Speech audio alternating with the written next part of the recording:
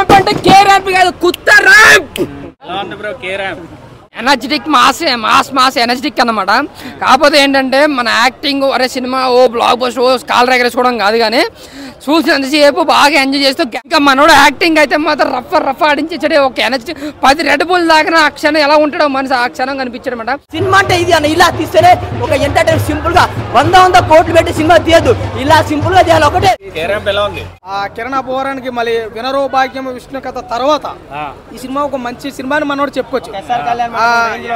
SR కళ్యాణ మండపం, వినరో భాగ్యం, విష్ణు కథ, మళ్ళీ ఇప్పుడు కే ర్యాంప్. అంటే ఇందులో కొన్ని అక్కడక్కడ కూడా వల్గర్ లాంగ్వేజ్ ఉంది, అది మనకు లాంటి వాళ్ళు తీసుకోవాలి కానీ కొంతమంది తీసుకోలేరు.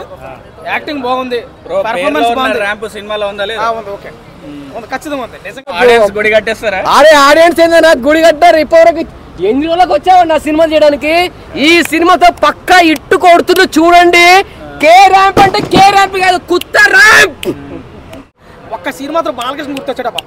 మ్యాన్సన్స్ బాటిల్ మెడకడ పెట్టుకుని ఆ గ్లాస్ లో పోసి ఆ వాటర్ పిండుతుంటే బాలకృష్ణ గుర్తొచ్చాడు నాకు. నిజంగా తింపాడు అలాగ అనిపించింది.